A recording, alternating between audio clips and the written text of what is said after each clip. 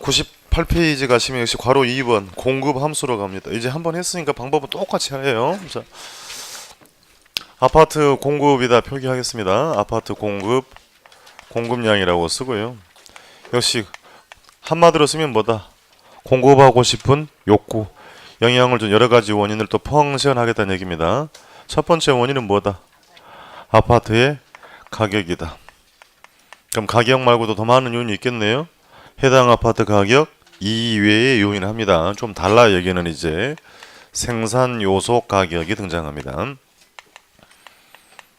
혹은 그 아파트 건축 기술의 변화가, 혹은 건축 규제 등의 변화가. 그럼 이것만 있는 건 아니고 수없이 많은 요인이 있습니다.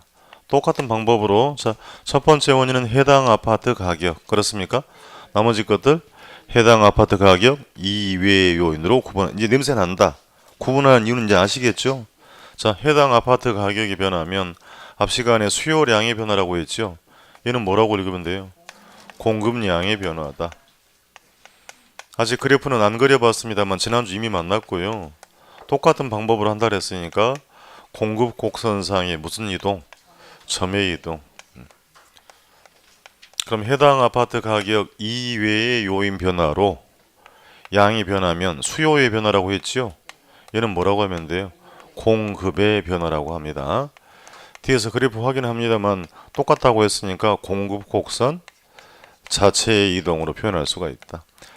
세 가지만 쓴 이유는 주로 이거 위주로 물어요. 자, 미리 이야기합니다. 생산 요소 가격, 건축 기술의 변화, 건축 규제의 변화는 수요 변화 요인이 아니고 공급 변화 요인입니다. 구분해서 물어보는 거니까 기술 수준의 변화는 공급 변화 요인이 되겠다는 얘기입니다. 자, 그럼 용어 정리. 생산 요소가 뭐였어요? 토지, 자본, 노동. 이제 풀어서 나옵니다. 건설업자의 택지 매입 비용, 건축 자재 가격, 건설 노동자 임금 등을 뭐라고 한다? 생산 요소라고 표현합니다. 자, 공급량의 변화를 정의하러 갑니다. 총축은 가격, 횡축은 뭐라고 하면 되지? 공급량이라고 하면 되죠. 자, 주어진 가격 2만원에서 한 달 동안에 사람들이 20개를 공급하려고 합니다. 공급량이죠.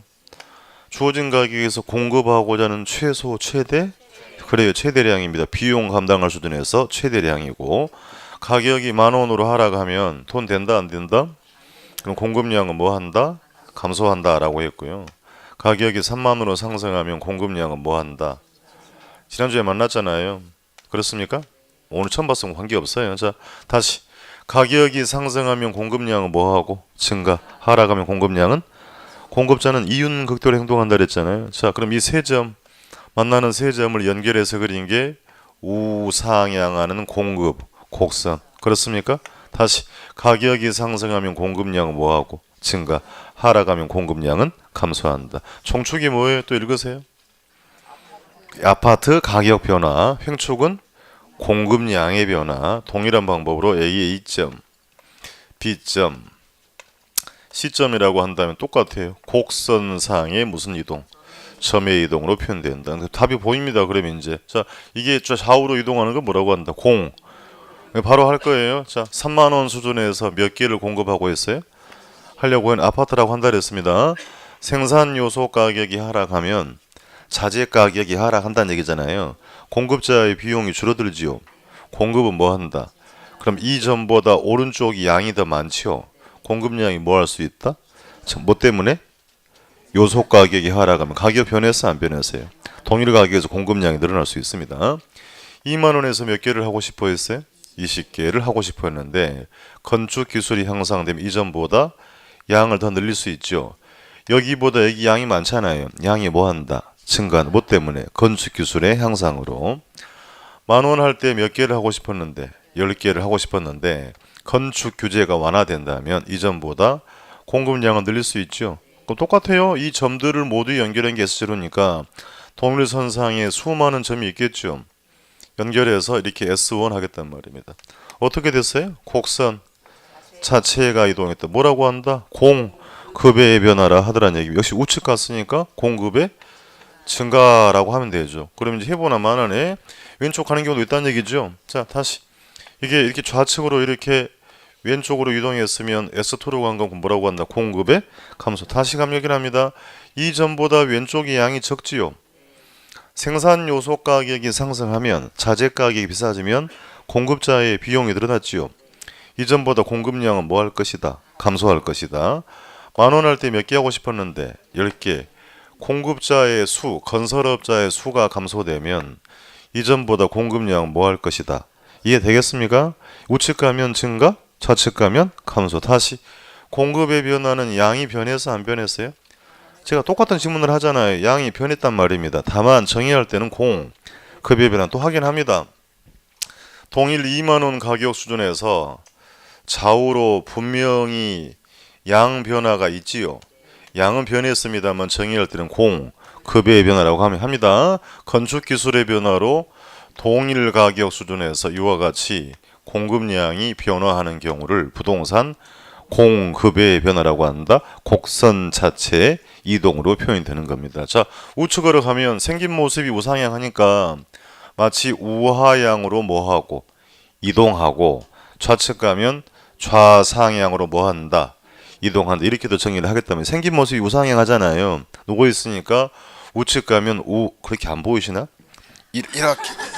이렇게 내려가니까 우하향으로 뭐하고 이동, 좌상향으로 이동하더라고. 차라리 공급이 쉬워요. 주어진 조건이 공급자의 비용을 늘린다라는 느낌이 있으면 공급은 뭐하고 감소하고, 공급자의 비용이 줄어드는 효과가 있으면 공급은 뭐한다? 이렇게 대응하시면 되는 겁니다. 그러니까 국가가 건설업자에게 보조금을 지급을 해주면 건설업자의 비용이 적어지죠. 공급은 뭐한다? 증가한다라고 하면 됩니다. 그러니까 다시 해마다 이런 거 물어요. 공급량의 변화와 공급의 변화는 같은 개념이 아니기 기본으로 요리 정리를 분명히 해야 된다라고 당부를 드리는 겁니다. 자, 교재 확인합니다. 회색 박스 안에 똑같은 방법으로 읽습니다. 부동산 공급량에 영향을 주는 원인은 첫 번째 원인은 뭐다? 해당 부동산 가격. 나머지 묶어서 해당 부동산 가격 이외의 요인. 체크하고 가요. 생산 요소 가격 박스 안에 생산 기술, 건축 규제, 그리고 다음 줄에 공급자 수가 있나요? 공급자 수 있죠? 예, 그거 네 가지는 어디에? 공급 변화 요인입니다. 그러니까 수요 변화 요인이 아니에요. 그러니까 구분해서 정리를 해야 된다라고 당부를 드리는 겁니다. 자, 내려와서 괄호 맨 밑에 5번 항목 갑니다. 공급량의 변화와 공급의 변화가 있죠. 동그라미 1번 공급량의 변화부터 갑니다. 다른 조건 일정할 때 해당 부동산 가격이 변함에 따라. 파란색이 포인트죠. 딱 하나뿐이라 그랬어요. 곡선상에서 양이 변하는 것으로 곡선상의 무슨 이동? 점의 이동. 그게 뭔데요? 공급량의 변화. 위에 원래 바로 위에 그래프 있어요. 바로 위에 총축은 가격, 횡축은 공급량. 그렇습니까? P0 수준에서 양은 어디? Q0. 만나는 점은 A점. 가격이 P2로 상승하면 양은 Q2로 뭐한다? 증가. 만나는 점 어디? P점이 됐고, 가격이 P1으로 하락하면 양은 Q1으로 감소했지요. 그 A, B, C점을 연결한 선이 S0 공급 곡선. 어떤 모습이다? 우상향. 자, 다시 읽어요. 종축은 뭐예요? 해당 부동산 가격 변화. 횡축은 공급량의 변화. 그래프를 보고 곡선상의 무슨 이동? 그 현상을 뭐라고 한다? 공급량의 변화라 하더라는 얘기입니다. 여러분 교재 맨 밑에 보조단 가세요. 보조단에 기출 체크 갑니다. 해당 부동산 가격 변화에 의한 공급량의 변화는 다른 조건이 불변일 때 동일한 공급 곡선상의 점의 이동으로 나타난다. 그렇습니까? 이렇게 물어요. 그러니까 딱 하나밖에 없잖아요. 해당 부동산 가격 변화는 공급량의 변화, 곡선상의 점의 이동이다. 우측으로 갑니다. 99페이지. 동그라미 2번 공급의 변화. 해당 부동산 가격 이외의 다른 요인이죠. 다른 요인의 변화로 동일 가격 수준에서 공급량이 변하는 것이다. 양은 분명히 변했다 했어요. 자체가 우측으로 가면 증가, 좌측 가면 감소다. 무슨 변화? 공급의 변화. 그래프 확인합니다. 종축은 가격, 횡축은 양. 최초 S0의 공급 곡선이 S1으로 이동하는 경우를 뭐라고 하고? 공급의 증가. S2로 가는 공급의 감소. 양이 Q1, 2로 양 변화 분명히 있죠. 보입니까? 예, 양은 분명히 변했어요. 다만 그걸 뭐라고 한다? 공급의 변화다라고 했던 겁니다. 괄호 6번으로 갑니다. 공급 변화인 갑니다. 1번 생산 요소 가격 단골이에요. 기억. 생산 요소 가격 풀어놨어요. 택지 매입 비용, 건축 자재 가격, 노동자 임금 등을 말하죠. 그럼 요소 가격이 하락하면 했으니까 공급자의 비용이 어떻게 돼요? 하락하면 비용이 감소한다. 문제는 그 공급자의 비용 감소란 말은 시험장 안 줘요. 그럼 공급은 뭐 한다? 증가. 어디로 이동? 우측으로 이동하더라는 얘기입니다. 니은 갑니다. 요소 가격이 상승하면 비용 늘어났죠. 공급은 뭐 한다? 감소. 어디로 이동? 좌측 이동. 이게 상식적인 얘기 이제 2번 갑니다. 건축 기술이 향상되면 생산성도 향상되죠. 공급이 뭐 한다? 증가, 우측 이동하는 거고요. 3번 건축 규제.